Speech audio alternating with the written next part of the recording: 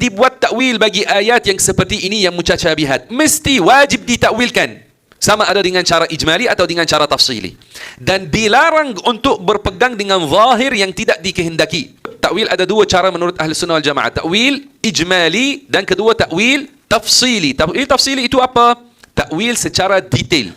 Yakni dengan menentukan makna yang ia diterima dari sudut bahasa dan tidak bercanggah dengan al-ayat al-muhkamat. Ini dinamakan takwil tafsili. Contoh, kalau kita kata Ar-Rahmanu 'alal 'arsy istawa, istawa di sini maknanya qahara. Yani Allah menguasai 'arsy. Itu namanya apa? Takwil tafsili, takwil secara terperinci, detail. Kita sebut maknanya menguasai. Makna menguasai tidak bercanggah dengan firman Allah laisa kamitslihi syai'. Kerana Allah menyifatkan zatnya dengan Al-Quran, dengan kuasa. Dan Allah Ta'ala mengkhabarkan dalam Al-Quran bahawasanya dia menguasai hamba-hambanya. Allah berfirman, وَهُوَ الْقَاهِرُ فَوْقَ عِبَادِهِ. Maka Allah Ta'ala bersifat dengan Al-Qahr. وَهُوَ الْقَاهِرُ فَوْقَ عِبَادِهِ. Yani dia menguasai hamba-hambanya. Maka dia menguasai hamba-hambanya, juga dia menguasai arash yang ia ciptaan paling besar. Dari sudut saiz. Ini dinamakan ta'wilun tafsiliyun, takwil secara terperinci. Contoh, kalau kita kata yadullahi fawqa aydihim, makna yad di sini janji Allah. Di sini kita dah menentukan satu makna. Dan makna ini tidak bercanggah dengan firman Allah laisa kamitslihi syai'. Mesti dibuat takwil bagi ayat yang seperti ini yang mutasyabihat. Mesti wajib ditakwilkan. Sama ada dengan cara ijmali atau dengan cara tafsili. Dan dilarang untuk berpegang dengan zahir yang tidak dikehendaki. Ini ada golongan, mereka kata, kita tak boleh takwil, kita kena pegang semuanya secara zahir sahaja. Mereka kata tak boleh takwil dalam Al-Quran.